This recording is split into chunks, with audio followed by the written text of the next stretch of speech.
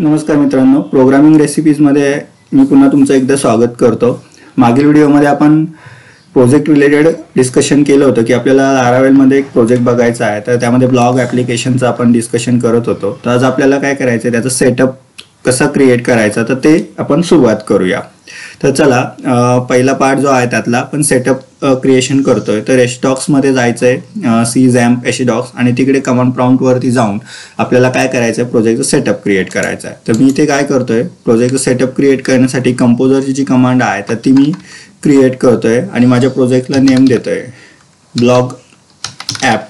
हे मी प्रोजेक्टला नेम दिलेलं आहे कंपोजर क्रिएट प्रोजेक्ट लारावेल आणि माझ्याकडे जे सेटअपचं व्हर्जन आहे झॅम्पचं, याबद्दल मी पहिल्या व्हिडिओमध्ये ऑलरेडी सांगितलं होतं। व्हिडिओची लिंक मी डिस्क्रिप्शनमध्ये पास करेल।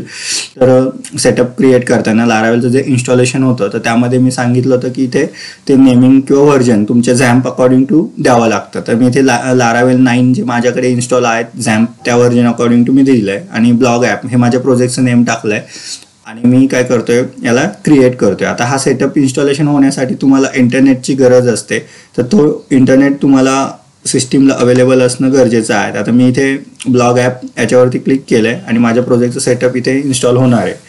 ते इन्स्टॉलेशन कंप्लीट होईपर्यंत थोडा वेळ लागेल।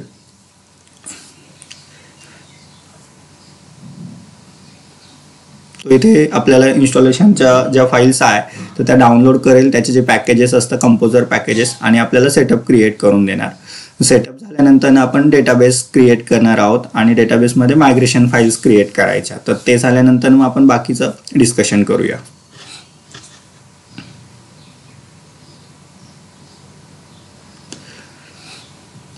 आता हे सेटअप होईपर्यंत आपण डेटाबेसवर डिस्कशन करूया, म्हणजे मग आपलं दोन्ही पण वर्क साईड बाय साईड चालेल। तर मी ते नोटपॅड ओपन करतोय आणि नोटपॅडवरती तुम्हाला डेटाबेस मी थोडासा समजून सांगतो। तर आता आपल्याला काय करायचं आहे, तर 3 टेबल क्रिएट करावे लागतील मेन। पहिला तर युजर टेबल असणार आहे, ज्यामध्ये जो ॲडमिन लॉग इन करेल आणि ब्लॉग पोस्ट करेल त्यासाठी लागणार आहे। ओके, तर युजर टेबल हा याच्यासाठी लागणार आहे, ॲडमिन लॉग इन करण्यासाठी। ओके, आणि तो काय करणार आहे, त्याचा टास्क जे आहे तर ते ब्लॉग पोस्ट करणे। ओके, ब्लॉग पोस्ट करण्याचं काम करणार आहे। दुसरा जो टेबल असणार आहे, एक ब्लॉग कॅटेगरीज क्रिएट करतो आपण, आणि तिसरा जो असणार आहे ब्लॉग नावाचा। मग आता हा जो कॅटेगरी टेबल आहे, या टेबल मधल्या ज्या फील्ड्स असणार आहे तर त्या आयडी आणि त्याची कॅटेगरी अंडरस्कोर नेम हे 2 फील्ड यामध्ये घेऊया। आणि ब्लॉगचा जो टेबल असणार आहे त्यामध्ये आपण टॅग्स आयडी, त्यानंतर ब्लॉग नेम आयडी, टायटल म्हणू शकतो आपण त्याचं, ब्लॉगचं टायटल, यानंतर स्लग, यानंतर त्याचं डिटेल्स, ब्लॉग डिटेल्स, ब्लॉगची डेट, त्याला पब्लिश डेट म्हणू शकतो आपण, त्यानंतर ब्लॉगचं इमेज, जी काही मेन इमेज असते ती ब्लॉग इमेज,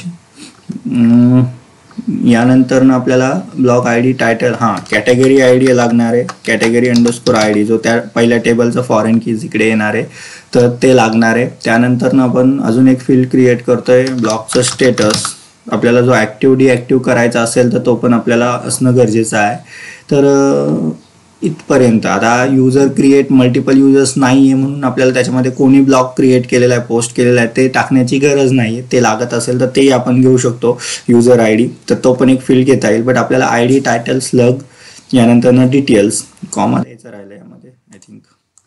हा पहिली फील्ड आहे, title second field, slug third, हे ब्लॉग डिटेल्स, याला प्रॉपर नेम देऊया आपण ब्लॉग अंडरस्कोर डिटेल्स।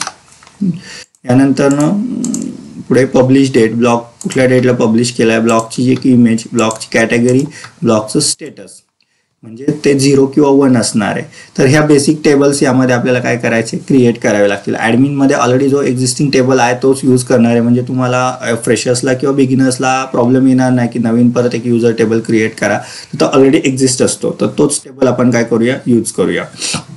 आता बघा, ब्लॉग झालं की यानंतर कॅटेगरी टेबलमध्ये कॅटेगरी आयडी आणि कॅटेगरीचं नेम असणार आहे। तर ब्लॉगच्या कॅटेगरीज असतात, तो एक टेबल क्रिएट करणार आहोत आपण। त्याला ब्लॉक कॅटेगरी नाही म्हटलं, फक्त कॅटेगरी म्हटलं तरीही चालेल. टेबलचं नेम शॉर्टमध्ये आपण घेऊया, म्हणजे अंडरस्टँडिंग इझी होणार आहे. तर हे 3 टेबल आपले जनरली असणार आहे. यानंतर तुम्ही ॲडिशनल वर्क पण करू शकता, जे मी फीचर स्कोप म्हणून पुढे सांगेलच सेटअप झाल्यानंतर, म्हणजे प्रोजेक्ट कम्प्लिशन झाल्यानंतर. तर हे आपल्याला यामध्ये आज काय करायचं, क्रिएट करायचं. तर याच्यासाठी आपण मॉडेल व्हाया मायग्रेशन जाणार आहोत, कारण हे डायरेक्ट पण क्रिएट करता येतात टेबल्स. बट आपल्या ट्युटोरियल्समध्ये आपण मायग्रेशन्स वगैरे कन्सेप्ट घेतले आहे, तर ते पुन्हा एकदा रिवाईज होईल अकॉर्डिंग टू प्रोजेक्ट, म्हणून मग ते पण आपण क्रिएट करणार आहोत. तर आपलं हे डेटाबेसचं वर्क आहे, तर जे यामध्ये आपण क्रिएट करणार आहोत टेबल्स. तर सेटअप बघूया कुठपर्यंत आला आहे. इन्स्टॉलेशन कव्हर होतच आलंय, एक जस्ट 2-3 मिनिटात ते कव्हर होईल.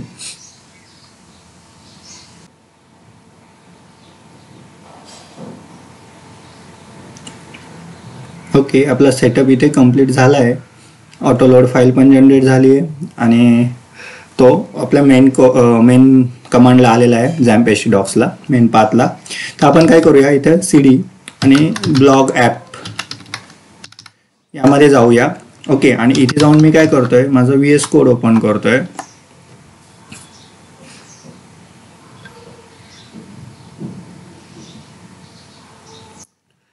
ओके, ब्लॉग ॲप आणि हा VS कोडचा पूर्ण सेटअप आपला ओपन झालेला आहे. ओके, म्हणजे VS कोडमध्ये आपला पूर्ण प्रोजेक्ट सेटअप ओपन केलेला आहे आपण लारावेलचा. आता काय करायचं आहे मला, तर पहिले मला हे करायचं आहे की आपला सेटअप प्रॉपर झालेला आहे की नाही. मग त्यासाठी आधी काय करणार आपण, PHP artisan हे करून पहिले रन करून बघायचं आहे की प्रोजेक्ट प्रॉपरली वर्किंग आहे की नाही. तर आपण काम करायला घेणार आणि नंतर तो रन नाही आहे वगैरे, अशा बऱ्याच गोष्टी काय होतात त्याच्यामध्ये कव्हर हे केल्या जातात. तर इथं बघा मी टाकतोय आणि माझ्याकडे तो रन झाला आहे, म्हणजे आपला सेटअप काय झालेला आहे, परफेक्ट झालेला आहे. आता मला काय करायचं आहे पहिलं, तर आता सेटअप वर्किंग झालं आहे, सेटअप रन झाल्यानंतर ना आता मला सुरुवात करायची आहे डेटाबेसच्या केसला. तर डेटाबेसमध्ये मी टेबल्स ऑलरेडी इथे डिस्कशन केले होते, जे इकडे राईट केलेले आहे. तर बघा आता इथे जर गेलं, मायग्रेशन थ्रू आपल्याला टेबल क्रिएट करायचे, बरोबर.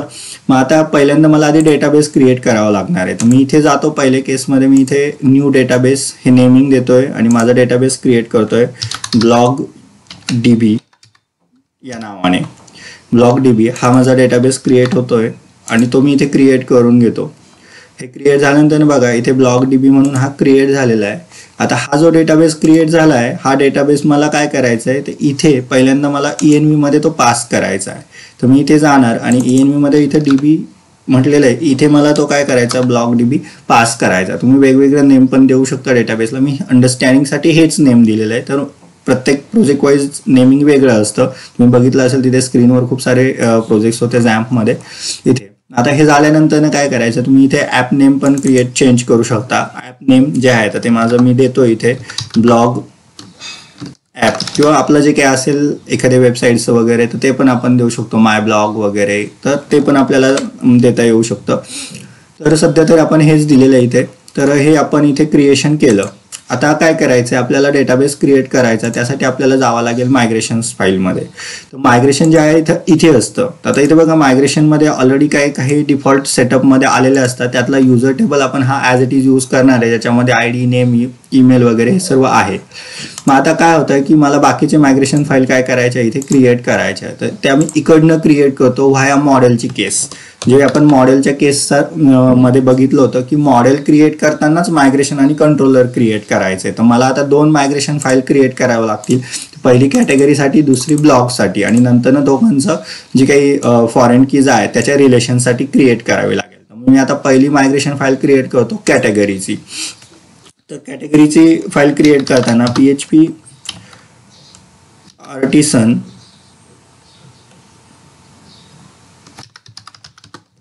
Make model,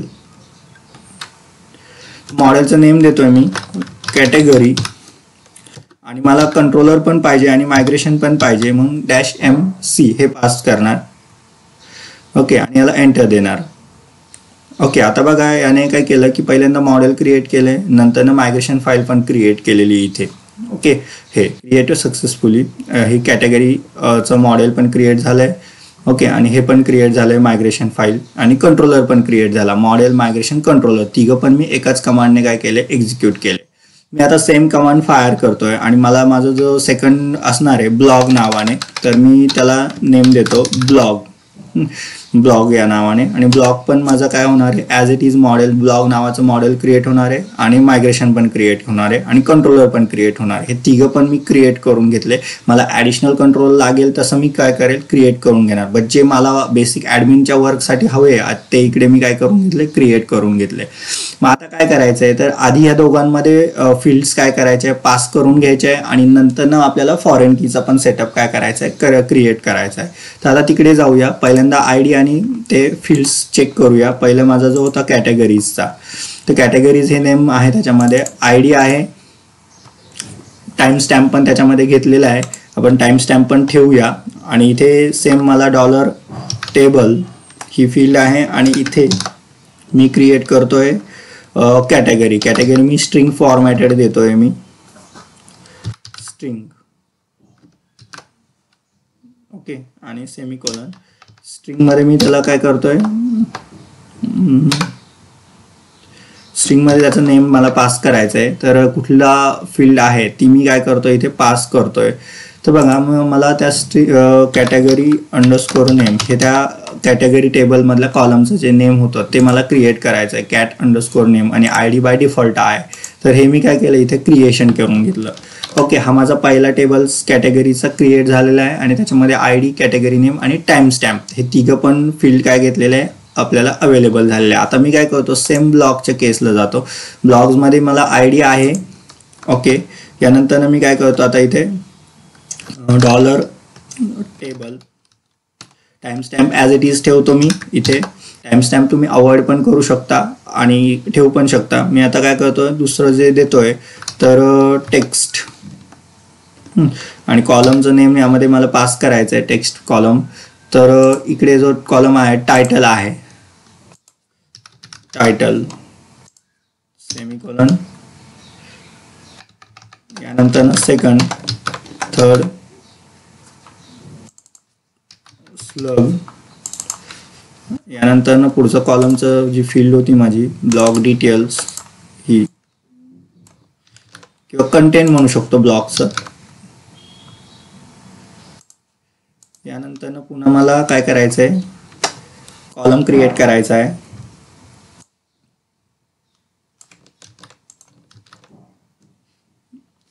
date. मला डेटची गरज नाही आहे, बट मी स्वतःची कस्टम डेट इथे क्रिएट करतोय.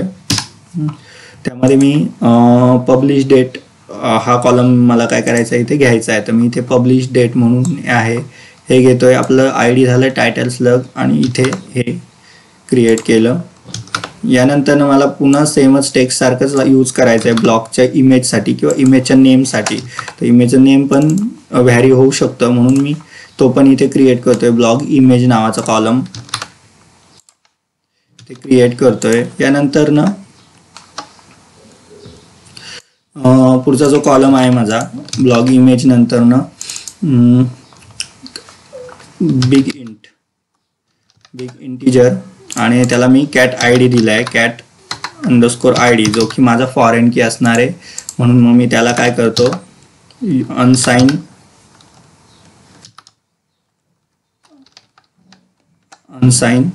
आणि इथे इंडेक्स हे फंक्शन मी त्याला काय करतोय, अप्लाय करतोय. जस्ट 1 सेकंड, हे प्रॉपरली डिस्प्ले होईल म्हणजे. ओके, हे झालं big integer, category I D, अनसाइन, index हे मी पास केलं. यानंतर मला काय करायचंय, पुढचं पुन्हा एक व्हेरिएबल क्रिएट करायचं, फील्ड क्रिएट करायची. तर ती मी घेतो इथे मी इंटिजर पास करतोय, त्याला इंटिजर स्टेटस हे पास केलं. यानंतर यामध्ये डिफॉल्ट व्हॅल्यू दिली त्याची 1, ऍक्टिव्ह असतो तो, म्हणून डिफॉल्ट व्हॅल्यू त्याला सेट केली आहे 1. तर आता हे माझं ब्लॉक टेबलचं वर्किंग काय झालं, क्रिएशन झालं माझं. ओके, तर हे आपण इथे टेबल क्रिएट करून घेतलेलं आहे. यानंतर आता आपल्याला काय करायचं आहे, तो पुढचा जो पार्ट आहे तर तो बघायचा आहे की यामध्ये फॉरेन कीची जी केस आहे तर ती कशी आपण काय करतोय, ऍड करतोय. तर ते बघूया आपण. फॉरेन की आपल्याला इथे आता ऍड करायची आहे.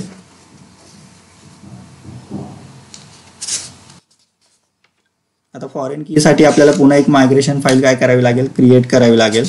तर त्यासाठी आपण टाईप करूया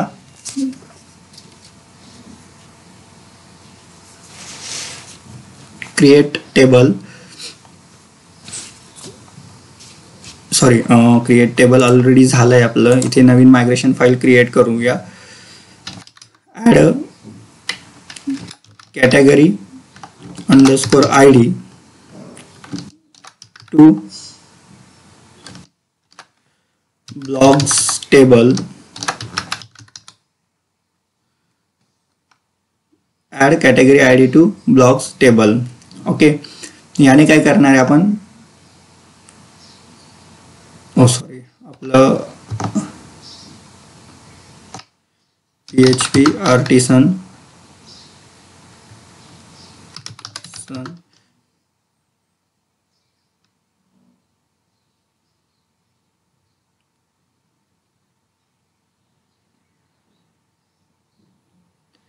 make migration add category ID to block table. हे झालं. आता काय होईल, याने एक मायग्रेशन फाईल क्रिएट होणार आहे आपली. तर तिच्यामध्ये जाऊन आपल्याला काय करायचं, आता चेंज करायचं आहे.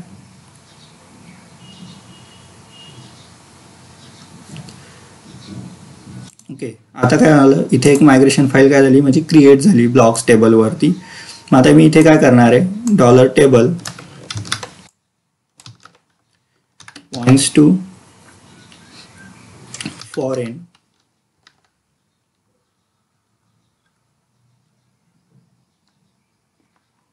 ओके, फॉरेन कुठल्या कॉलमवरती, कॅटेगरी ID यावरती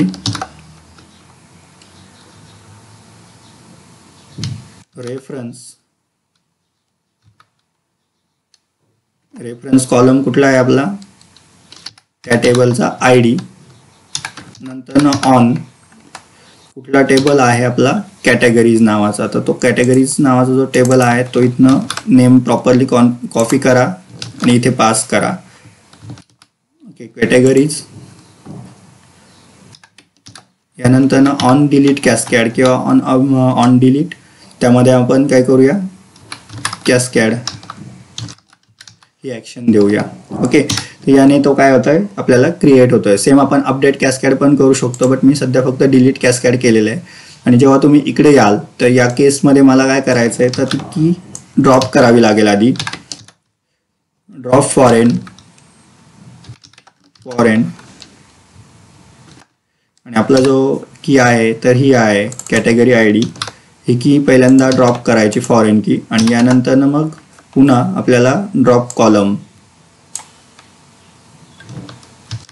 तो कॉलम ड्रॉप करायचा. Drop column sorry category ID. हे आता काय झालं, याने आपलं टेबल्सचे मायग्रेशन्स आणि फॉरेन कीज वगैरे क्रिएट झाल्या, ज्या आपण मायग्रेशनच्या व्हिडिओमध्ये बघितलं होता डेटाबेस मायग्रेशनमध्ये. तर हे पूर्ण ओव्हरऑल वर्किंग सेम केलेलं आहे आपण. तर पहिल्यांदा काय केलं, मी पुन्हा एकदा रिवाइज करतो की कॅटेगरीचा टेबल क्रिएट केला, त्याच्यामध्ये कॅटेगरी ID कॅटेगरी नेम घेतलं. यानंतर मी परत ब्लॉगचा टेबल क्रिएट केला आहे. ब्लॉगमध्ये ब्लॉग ID टायटल स्लग वगैरे आणि बिग इंटिजर हा कॅटेगरी IDचा फॉरेन की घेतला. आता ही फॉरेन की घेतल्यामुळे पुन्हा आपण इकडे काय केलं की त्यावरती फॉरेन रेफरन्स अप्लाय केला. की रेफरन्समध्ये कॉलमचं नेम दिलं, ऑनमध्ये टेबलचं नेम, आणि तो रेफरन्स कुठल्या टेबलमधनं आलेला आहे. तर हे इथे काय केलं आपण मेन्शन केलं, त्याला ड्रॉप फॉरेन की आणि ड्रॉप कॉलम. तर हे तिन्ही केस इथे आपण काय केल्या, कव्हर केल्या. आता मला हे मायग्रेशन काय करायचं आहे, एक्झिक्यूट करायचं आहे. तर त्यासाठी मी काय करणार इथे, तर डेटाबेस कनेक्टिव्हिटी आपण ऑलरेडी केलेली आहे. मग इथे काय करूया आपण, PHP आर्टिसन मायग्रेट याला एक्झिक्यूट करायचं आहे. तुमचे सर्व मायग्रेशन प्रॉपरली एक्झिक्यूट होता की नाही हे समजेल. तर इथे बघा आपले मायग्रेशन प्रॉपरली काय झाले, एक्झिक्यूट झालेले. आता मायग्रेशन एक्झिक्यूट झाल्यामुळे काय होतं की इथे जो ब्लॉकचा टेबल आहे याच्यामध्ये ते सर्व टेबल्स काय होता इथे क्रिएट होता, जे आपल्याला एक्सपेक्ट होते ते सर्व टेबल्स इथे काय झालेले, क्रिएट झालेले. मग आता काय होतं, हे जे टेबल्स आहे याच्यामध्ये युजर टेबलमध्ये आपल्याकडे एकही व्हॅल्यूज नाही आहे. तर त्यासाठी काय केलं जातं, तर त्यासाठी आपण सीडर हा कन्सेप्ट इम्प्लिमेंट केला होता. तर सीडरमध्ये बघा आपल्याला फॅक्टरीज आणि सीडर बनवलेलं आहे. युजर फॅक्टरी बनवलेली, त्यामध्ये युजरची डिटेलिंग्स वगैरे सर्व क्रिएट केलेलं आहे आणि त्याचा सीडर पण क्रिएट केलेला होता इथे. तो डिफॉल्ट आलेला असतो. तर इथे काय करूया आपण, तर इथे एक सीडर थ्रू आपल्याला काय करायचं आहे की रेकॉर्ड क्रिएट करून घ्यायचे, दोन लोकांचे random user I D create करून घ्यायचे जे आपल्याला सिस्टीमला लॉग इनला लागणार आहेत. मग आता आपण काय करूया इथे, तर PHP आर्टिसन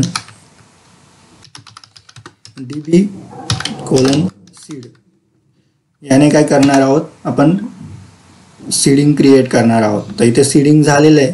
तर सीडिंगने काय होतं तर ते बघूया. आता सीडिंग झाल्यामुळे काय होणार आहे, तर आपला जो टेबल आहे युजरचा टेबल, त्याच्यामध्ये आपल्याला 2 रेकॉर्ड क्रिएट होतील. तर इथे बघा 2 रेकॉर्ड मी काय केले, क्रिएट केले. आता त्याच्यामध्ये ईमेल आणि हा जो पासवर्ड फील्ड आहे याचा यूज करून आपण ॲडमिन लॉग इन करणार आहोत, डिफॉल्ट लॉग इन. तर हे याचं वर्किंग झालं. तर आता आपल्याला काय झालं, पहिला पार्ट आपला कंप्लीट झाला, प्रोजेक्टचं सेटअप आणि डेटाबेस विथ मायग्रेशन. तर मायग्रेशन कसं क्रिएट केलेलं आहे हे पण मी इथे दाखवलेलं आहे. तर दोन्ही केस इथे आपल्या कंप्लीट झालेला आहे. आता काय करायचं, टेबल कनेक्टिव्हिटी पण झालेली आहे.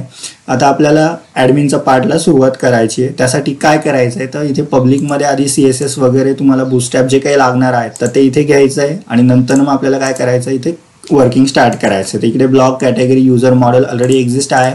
इकडे कंट्रोलरमध्ये ब्लॉग आणि कॅटेगरी कंट्रोलर पण एक्झिस्ट आहे.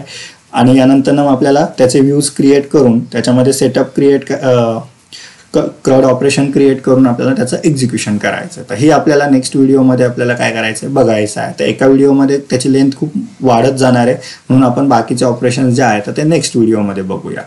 तर व्हिडिओ आवडल्यास चॅनलला लाईक, सबस्क्राईब, शेअर करा. तुमच्या काही कमेंट्स असतील तर त्या पण प्लेस करा की ज्याने आपण इम्प्रूव्हमेंट करू शकतो, किंवा तुमचे काही डाऊट्स असतील तर ते आपल्याला कव्हर करता येईल. ओके, तर धन्यवाद.